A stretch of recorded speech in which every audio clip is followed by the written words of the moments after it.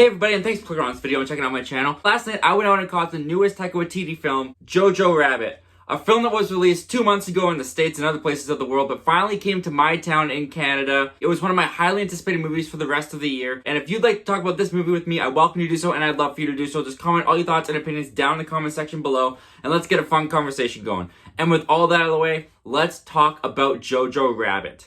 So JoJo Rabbit is the newest film directed by Taika Waititi. It stars Roman Griffin Davis as JoJo, Thomasson Mckenzie as Elsa, Scarlett Johansson as Rosie, JoJo's mom, Taika Waititi as JoJo's imaginary friend Adolf Hitler, with Sam Rockwell as Captain Klenzendorf, and Archie Yates as JoJo's friend Yorkie. When young wannabe Nazi boy JoJo discovers a Jewish girl hiding within the walls of his house, his allegiance to the Nazi army is shaken as the two begin to develop a friendship. So for a few years now, I've been a really big fan of Taika Waititi. I think his film What We Do in the Shadows is a lot of fun. I love Hunt for the Wilderpeople. And of course, I do love his work in the MCU with Thor Ragnarok. So I was really looking forward to this movie. And I'm very happy to say that JoJo Rabbit didn't just meet my expectations, it exceeded them. I absolutely loved this movie. So let's just get into it, starting with the cast, which, by the way, is completely outstanding. Roman Griffin Davis as the lead character in the title was completely likable and endearing as this young Nazi boy.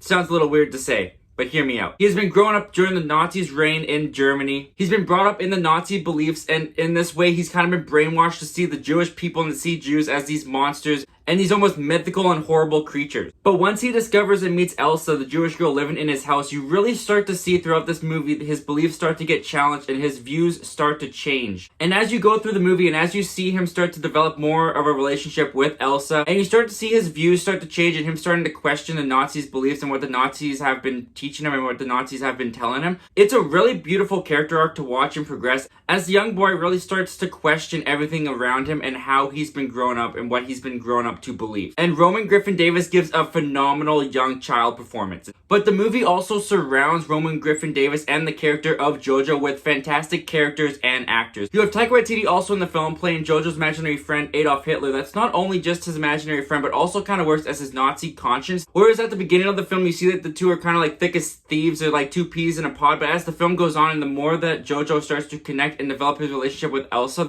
the more he starts to wrestle and have conflict with Taika Waititi's Hitler. Taika Waititi only shows up in the film sporadically, but when he does, he offers some really great laughs and gives a really entertaining performance as this imaginary Hitler. Didn't think I'd ever say that. Along with Taika Waititi, you got Scarlett Johansson playing JoJo's mother, and she gives a really beautiful performance. Her and her son don't always see eye to eye, especially when it comes to politics, and how badly JoJo wants to be in the Nazi army and fight for Hitler. It causes a lot of disagreements between him and his mother, but their relationship is so genuine and so full of heart, and Johansson plays the character with such nurturing and goodwill that I loved seeing those two together. They had great chemistry, and I completely fell in love with their relationship. And of course, Thomasson Mckenzie as Elsa, the Jewish girl hiding in JoJo's house, is great too. Her character is struggling for survival, and you get the sense that she puts on this persona of fearlessness while being very scared and vulnerable. And watching JoJo and Elsa's relationship develop throughout the course of the movie is really sweet and really has this kind of timeless message of relationships and human connection. And not only does this movie have an outstanding and phenomenal cast, it's also got a really great story that Taika Waititi is telling and weaving and crafting as well.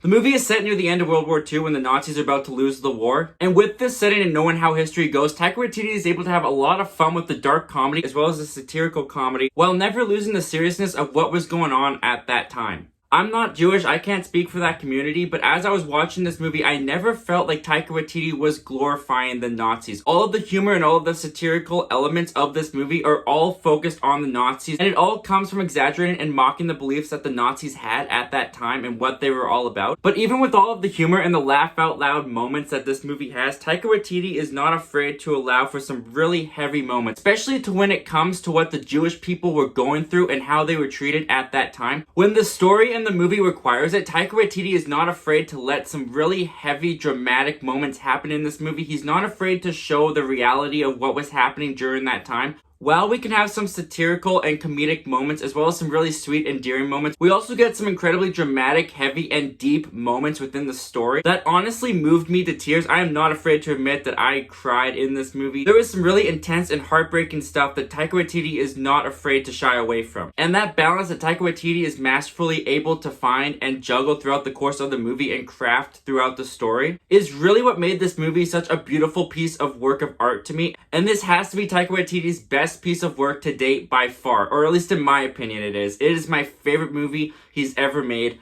I absolutely loved it. It's full of heart. It's full of great characters. It's got great comedy while also some great drama and some really heavy moments that make you reflect and remember that this is a time period that actually happened. While he's poking satirical fun at the Nazis and having a lot of comedy happen with that, he doesn't shy away from showing the evil that the Nazis were and how horrible of a time it was for the Jewish community. But even through the comedy and dramatic moments, the movie is full of a lot of heart with great characters, great character relationships, especially between JoJo and Elsa. Watching their relationship develop and grow is the heart and soul of this movie, along with JoJo and the relationship of his mother and all of those around him. Taika Waititi has done a masterful piece of art with this film. It completely floored me. I absolutely loved it, and I think it might just be my favorite movie that I saw this year. If you haven't seen JoJo Rabbit yet, I can't recommend it enough. You're going to laugh, but bring the tissues and prepare to be moved, because it is a powerful piece of work. And I cannot wait to see it again. Anyway, guys, those are all my thoughts and opinions on Taika Waititi's new film, JoJo Rabbit. But if you had a chance to see it yet, comment down below and let me know what you guys thought about Taika Waititi's new film, JoJo Rabbit. Did you love it as much as I did? Do you think it was just okay, or did you not like it at all? I want to hear all your thoughts and opinions down in the comment section below. And guys, thank you again for clicking on this video and checking out my channel. A little update on the Star Wars Empire Strikes Back review. It did not turn out. I'll have it up a little bit later throughout the week, and I'll try to get episode 6 out later this week as well. So I'll try to get 2 of those reviews out in the middle of this week. I just have to work on it a little bit more because I didn't like the way that it turned out. So sorry for the delay on that, but I'm really going to try my hardest to get these Star Wars reviews done before Rise of Skywalker comes out. And to all those who have been watching those reviews, I just want to thank you so much for watching those and talking Star Wars with me. I truly, really appreciate it. And until next time, guys, my name's Zachary Milne. Thank you for talking movies with me, and hope you have yourself a great day.